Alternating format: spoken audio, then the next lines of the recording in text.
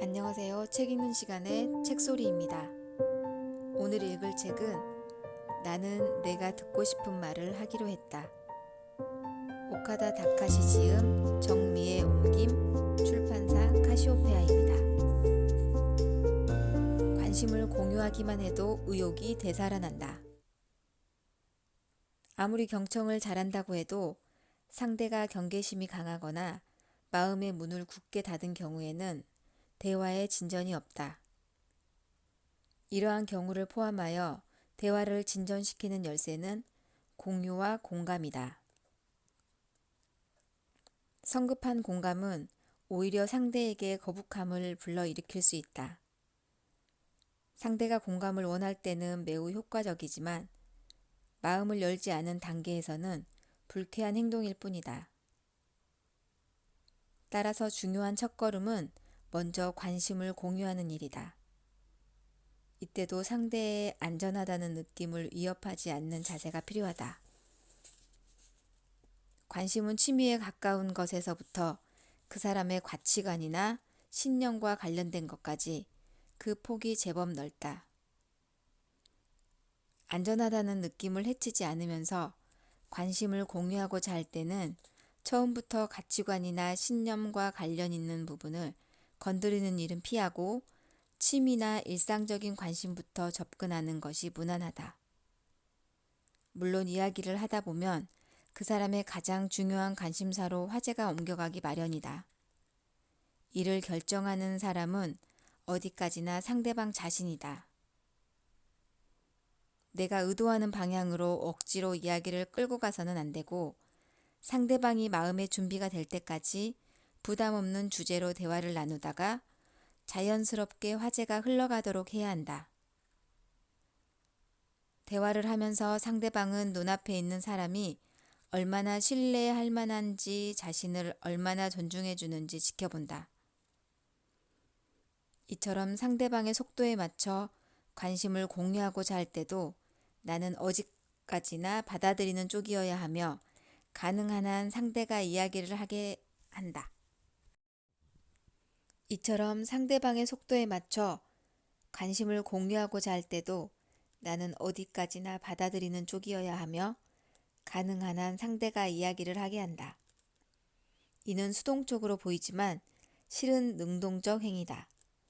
대화가 중간에 끊기거나 방향을 잃은 듯한 때에는 장단을 맞추거나 질문을 던지는 식으로 이야깃거리를 살짝 제공해 본다. 때로는 침묵의 시간을 견디며 상대의 말을 기다리는 것도 필요하다.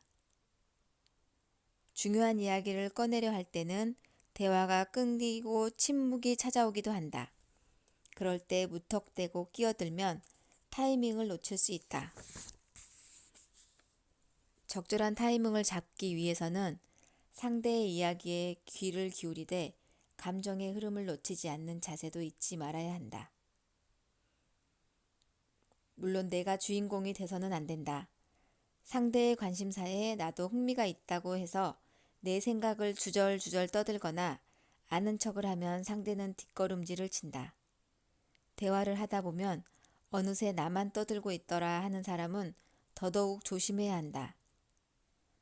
나이가 들고 지위가 올라갈수록 사람은 그런 식으로 행동하는 경향이 있는데 입만 열면 자기 자랑이라는 인식을 주지 않도록 주의하자. 상대의 이야기에 관심을 보이되 상대의 주도권을 위협해서는 안 된다. 바로 이 점이 중요하다. 이를 명심하면서 관심사를 공유하면 상대는 차츰 경계심을 풀고 스스로 좀 더 깊이 있는 이야기를 꺼낸다. 주도권을 넘기는 용기. 성실한 사람일수록 문제점이 있으면 지도에서 고쳐나가야 한다고 생각하기 쉽지만 뜻대로 되지 않으니 좌절과 실패를 거듭한다. 나의 기대나 가치관으로 상대를 움직이려 들면 움직이지 않는다. 그럴 때는 나의 관심이 아닌 상대의 관심 쪽으로 눈길을 돌려야 한다. 그 사람의 관심사를 존중하는가, 무시하는가에 따라 그가 나아갈 방향이 완전히 달라진다. 누군가와 대화를 하며 신뢰를 쌓고 바람직한 자극을 주고자 할 때, 관심을 공유하는 일은 아주 중요한 단계이자 돌파구를 찾아내는 열쇠다. 화제나 관심사를 공유한다는 건 상대가 나에게 맞춰주는 것이 아니라 내가 상대에게 맞춰주는 것이다. 주도권이 상대에게 있다. 처음부터 끝까지 내가 하고 싶은 말과는 전혀 상관없는 이야기를 해야 할 때도 있다. 대화의 90%가 야구나 만화 영화 이야기로 채워질 때도 있다. 착실하고 의무감이 강한 사람은 그러한 상황을 상대에게 휘둘린다고 느껴 지도가 불가능하다고 인식한다. 자신이 고삐를 꽉 쥐고 있지 않으면 불안해지는 것이다. 요컨대 상대가 내 지시대로 움직이는 착한 아이일 때는 안심하지만 상대가 자기 마음대로 움직이면 어디로 가려고 저러는 걸까 불안해진다. 그런데 상대의 속도에 질질 끌려다닌다고 느끼는 시기가 지나고 나면 상대의 엄청난 성장을 발견하는 일이 종종 있다. 반대로 이쪽에서 고삐를 너무 꽉 틀어쥐고 주도권을 놓지 않으면 상대가 스스로 달라지고자 하는 변화는 일어나기 힘들다. 본인 스스로 달라지려는 의지는 본인에게 주도권이 있을 때 생기는 법이다. 평소 주도권을 잡는 데 익숙한 사람에게는 불안하기 짝이 없는 일이다. 하지만 주도하고 싶다는 욕구와 통제력을 잃을지 모른다는 두려움에서 벗어날 필요가 있다. 물론 주도권을 상대에게 100% 넘겨주라는 의미는 아니다. 완전히 무질서한 상태에 빠진다면 그 또한 문제다. 큰 틀에서의 주도권은 유지하되 본디 상대가 도맡아야 할 부분은 주도권을 넘겨줘야 한다는 뜻이다. 그 부분까지 이쪽에서 결정하려 들면 주체성을 침해해 의욕과 능력을 떨어뜨린다. 누군가가 대신 정답을 찾아준다 하더라도 그건 본인에게 정답이 아닐 뿐더러 오히려 혼란만 가중시킨다.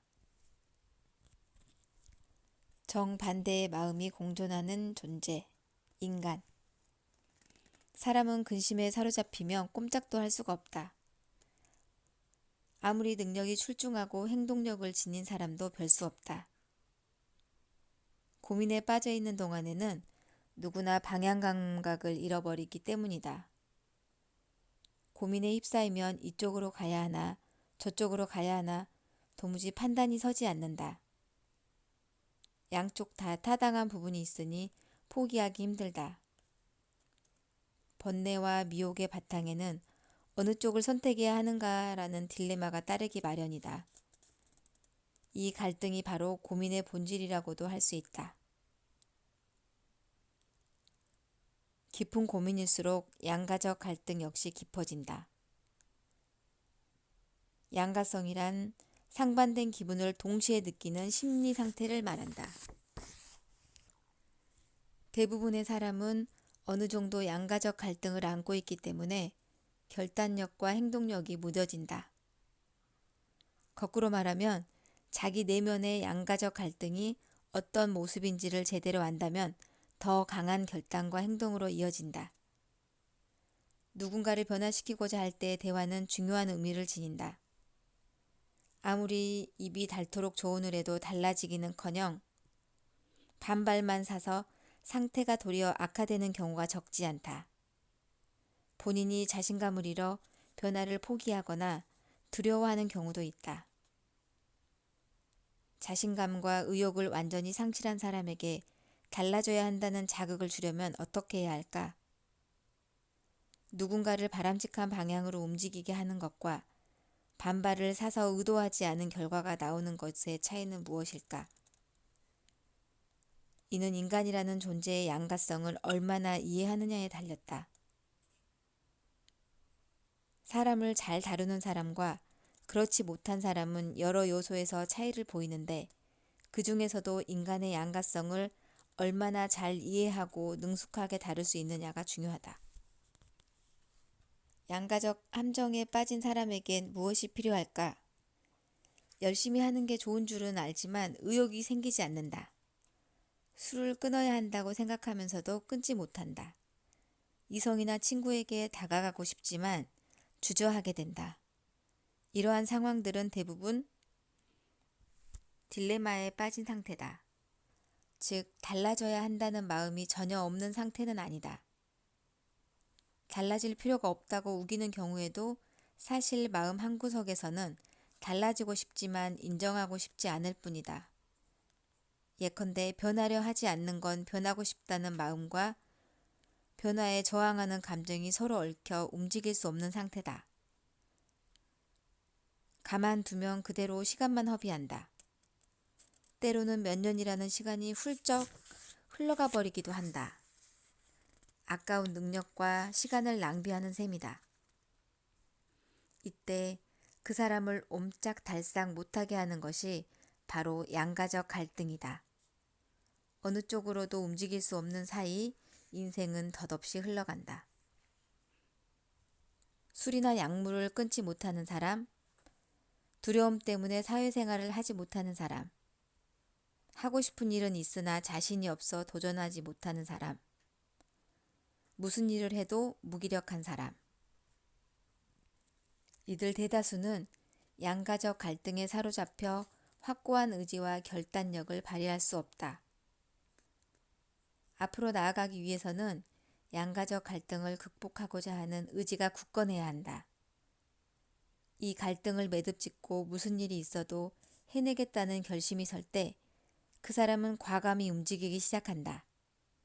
즉, 사람이 변하는데 핵심이 되는 열쇠는 양가적 갈등에서 어떻게 벗어나느냐에 있다. 양가적 갈등을 해결해야만 자연스럽게 하나의 목적을 향해 움직일 수 있다. 양가적 갈등을 겪는 사람은 상반된 감정을 동시에 느낀다.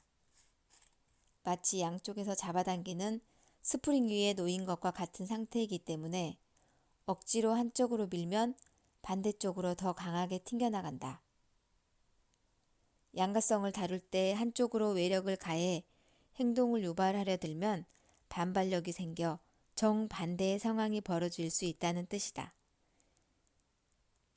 이러한 역설적 반응이 가장 큰 특징이다. 어떤 행동을 그만두고 싶어도 그만둘 수 없는 사람에게 그만둬야 한다며 억지로 설득하려 들거나 우격다짐으로 말리려 하면 그 사람은 그 행위에 더 탐닉하게 된다. 남몰래 은밀히 그 행동을 하기도 한다. 또 의욕이 없는 사람에게 기운내라는 말을 할수록 그는 의욕이 더 떨어지고 반발심에 고집을 부리기도 한다. 양가적 상태를 다루는 첫 번째 원칙은 중립적 자세다. 한쪽 편만 들어서는 안 된다.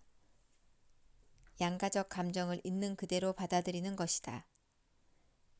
단 판단이나 결정 자체에는 관여하지 않아야 한다.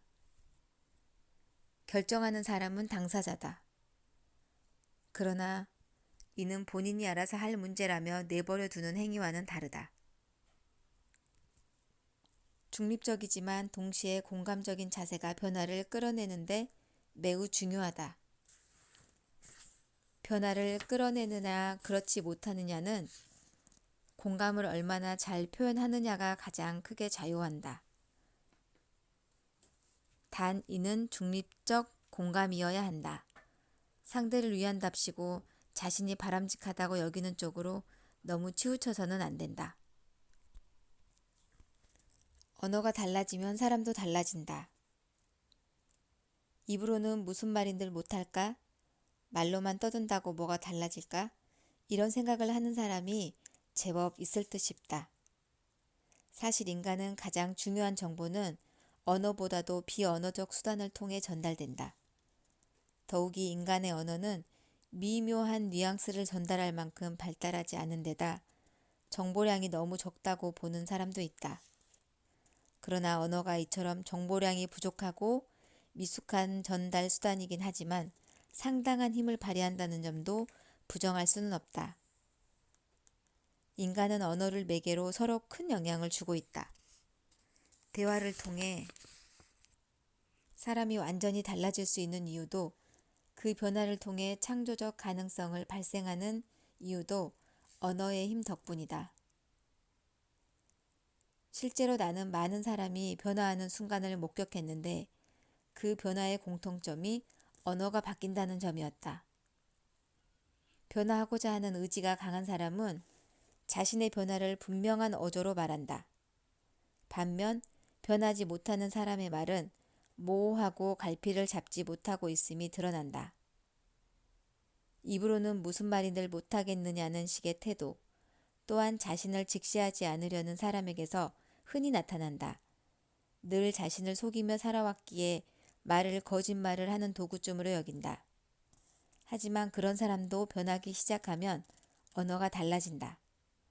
말에 단단한 힘이 실리고 과거의 불만이 아니라 미래를 진지하게 말하기 시작한다. 사람이 변하면 언어가 변하며 동시에 그 언어가 변화를 가속한다. 신기하게도 우리 인생은 자신이 생각하고 말하는 대로 펼쳐진다. 언어가 변하기 시작하면서 변화지향 대화가 들고 변화지향 대화가 더욱 강력해지면 행동하고 싶다는 의욕이 거세진다. 하지만 그런 사람도 변하기 시작하면 언어가 달라진다. 말에 단단한 힘이 실리고 과거의 불만이 아니라 미래를 진지하게 말하기 시작한다. 사람이 변하면 언어가 변하며 동시에 그 언어가 변화를 가속화한다. 신기하게도 우리 인생은 자신이 생각하고 말하는 대로 펼쳐진다. 언어가 변하기 시작하면 변화지향 대화가 들고 변화지향 대화가 더욱 강력해지면 행동하고 싶다는 의욕이 거세진다. 여기서 섣불리 행동을 재촉해서는 안 된다. 등을 떠미는 타이밍이 너무 이르면 지금까지의 노력이 물거품이 될 수도 있다. 자기 스스로 결심을 내비치며 구체적인 계획을 말하고 그 계획이 명확해질 때까지 지켜보는 것이다. 행동을 지시하는 방법. 행동과 대화할 때 또 하나의 효과적인 수단은 어떤 행동을 지시하는 것이다. 그 사람에게 불가능한 행동을 지시한다면 무의미하겠지만 그 사람이 충분히 할 수 있는 일이라면 이 지시는 상당히 효과적으로 작용한다. 경청하고 공감하는 부분은 같다. 단지 마지막에 구체적으로 지시를 내린다는 점에 차이가 있다. 지시를 내릴 때 가족을 끌어들이기도 한다. 여기에는 다양한 의미가 있는데 한 가지 중요한 의미는 행동을 지시함으로써 변화가 일어나기 쉽다는 점이다. 통상의 대화만으로는 변화가 힘든 경우에도 환경이나 행동 패턴에 변화를 주면 변화할 가능성이 크다. 그리고 함께 해보자며 실제 행동으로 끌어들일 수도 있다. 특정한 행동을 지시하는 방법은 좀 더 적극적인 변화를 만들어낼 때에도 유용하다. 좀처럼 변화가 보이지 않는 교착 상태일 때 생활 속 작은 부분에 변화를 주면 균형이 바뀌면서 결국 큰 변화로 이어지는 경우가 적지 않다. 지시나 제안을 통해 변화의 계기가 될 작은 변화를 만드는 것이다. 주위에서 가장 간절히 바라는 최종 목표는 사실 가장 변화가 힘든 부분이다.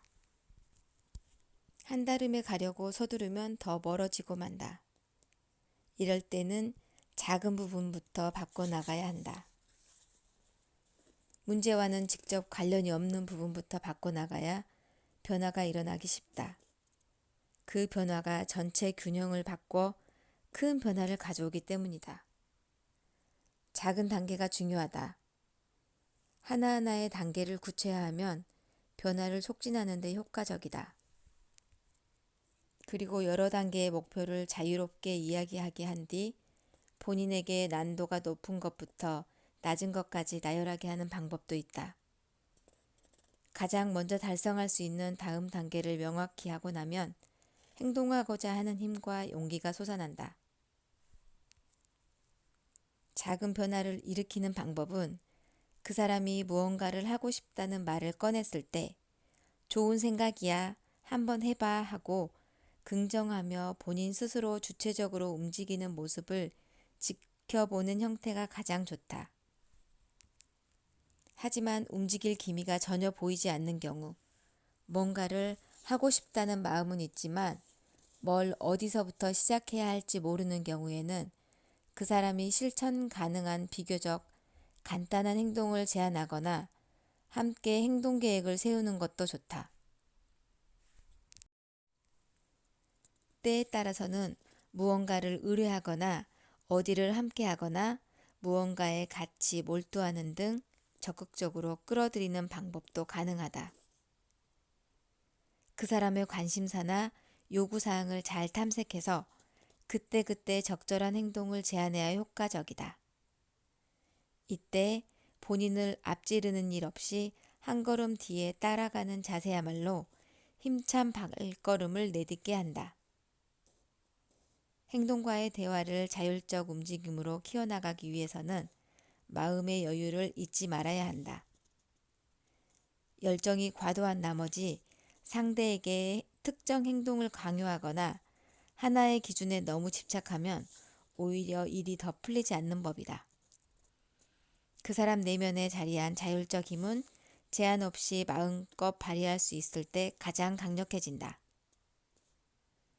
무심코 하나의 가치관이나 기준으로 막다른 길에서도 오도가도 못하게 한다면 지나치게 진지한 것보다는 너그러운 자세가 필요하다.